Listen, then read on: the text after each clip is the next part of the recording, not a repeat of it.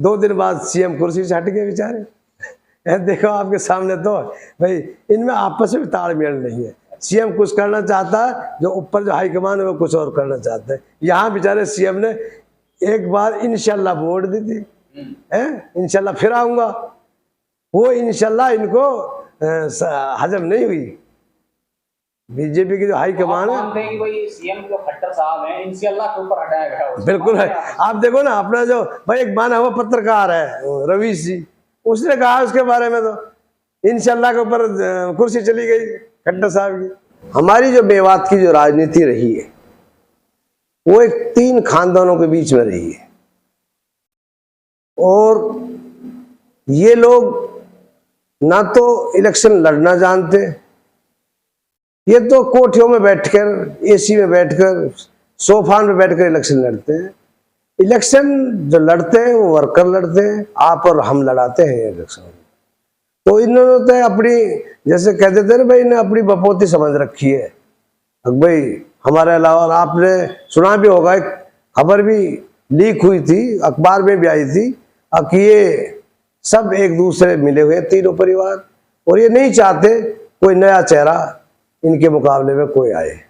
लेकिन मैं जो है एक सामाजिक आदमी हूँ, समाज में रहता हूँ, पूरे इलाके में हल्का मेरा बेशक नूह है, लेकिन मैं पूरी मेवात में आता जाता हूँ और हर आदमी के दुख दर्द की मुझे पता है।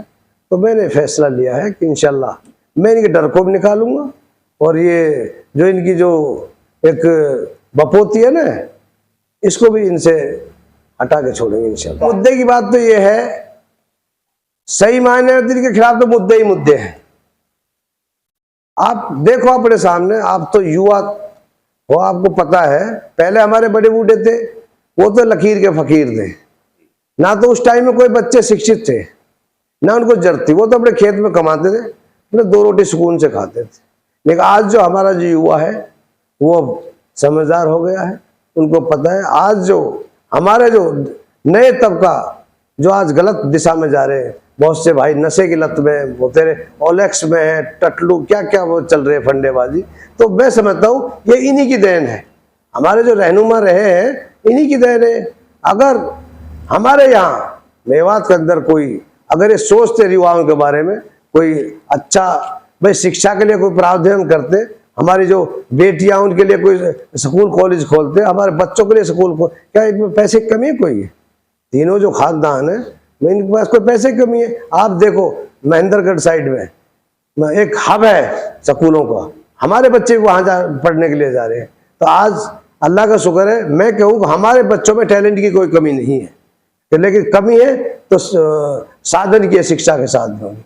तो इनके खिलाफ तो भाई तेरे मुद्दे ही मुद्दे, इन्हें करा क्या है? सिर्फ बेरोजगारी का, आज हमारे जो युवा जो बेरोजगार डोल रहे। मैं एक चीज और आपको नई याद दिला दूं, हमारे यहाँ एक IMT बन रही है, वो मेरे गांव में बन रही है, रोजका में, खेड़ी कंकर मेरा गांव है, रोजका में वहाँ IMT बन रही है। तो उसमें एक कंपनी, अभी एक कंपनी आई है, जापान की कंपनी है, और उसमें पाइनर जो होते हैं बैटरी की है, और मेरे ख्याल में एशिया में नंबर 1 कंपनी है।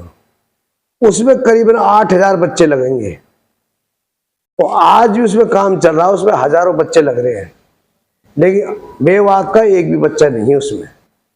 हमारे यहाँ अभी जो डिप्टी CM रहे हैं दुष्यंत चौटाला जी, हमारे इसी IMT रोजगार में यहाँ मारुति कंपनी आ रही थी, फाइनल हो गया था उनका प्रोजेक्ट, लेकिन ये अकेला, CM भी खुश थे यहाँ मारुति कंपनी से, ये अकेला दुष्यंत चौटाला उसको खरखोदा ले गए। और ये तीनों MLA हाल के कांग्रेस के हैं, मेवात के 3 MLA, तीनों विधानसभा में किसी ने एक लफ्ज नहीं कहा भाई ऐसा क्यों हो रहा हमारे साथ में। हमारी यहाँ जो मेवात में जो मारुति कंपनी लग रही है उसको खरखोदा क्यों ले जाया जा रहा है? क्या हमारे मेवात के बच्चे नहीं है? हमारे जो आज बच्चे जो बेरोजगार डोल रहे, एक भी बच्चा बेरोजगार नहीं होता। और यही काम अब है, अब एक तो प्रेजेंट MLA है, एक बीजेपी में करता धरता, जो कहते हैं भाई, लेकिन पावर तो उसके पास पूरी है, लेकिन एक भी बच्चा ना तो लगा सकते कभी भी। इनको पता अगर ये लगा दिए तो हमसे सवाल करेंगे, जवाब इनके पास कुछ है ही नहीं।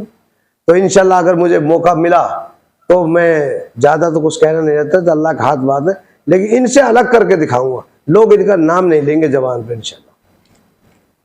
जब मैंने फर्स्ट में पार्टी ज्वाइन की थी, मैंने 18 जनवरी को IMT रोज का मैं वहीं पर मैंने एक प्रोग्राम किया था। मैंने सबसे पहले मैंने इनेलो पार्टी का दामन थामा था, जब कोई नाम लेवा नहीं था मेवात के अंदर। तो अल्लाह का शुक्र है, चाहे मेरी मेहनत को लगा लो, चाहे भाई तो अल्लाह का सब कुछ अल्लाह की बरकत है। जो आज इनेलो पार्टी पूरी मेवात में कई प्रोग्राम हुए हैं, मेवात में एक लहर बनी हुई, कुछ मेवात से इस परिवार का लगाव भी रहा है।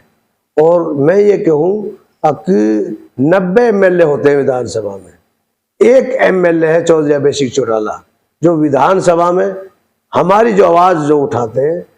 हमारे तीनों MLA कांग्रेस के, CM, ex-CM भूपेंद्र हुड्डा, बताओ आज तक जो हमारा अभी आपके सामने जो 31 तारीख वाला जो दंगा हुआ मेवात में, जो हमारे जो भाईचारे को खराब करने के लिए एक सोची समझी साजिश थी, उसमें किसी ने आवाज़ उठाई? अगर किसी ने आवाज़ उठाई तो एक चौधरी अभय सिंह चौटाला जी हैं, जिसने विधानसभा में भी आवाज़ उठाई और माइक पे यहाँ अपने नूह जो प्रोग्राम होता उसमें भी आवाज़ उठाई, और आज भी आवाज़ उठा रहे। ऐसा एक सेकुलर आदमी एक अभय सिंह चौटाला है जो हमारी आवाज़ उठाता है, और वो हमारी हमारे नहीं, वो हर वर्ग की बात करता है, वो एक भाईचारे की बात करता है।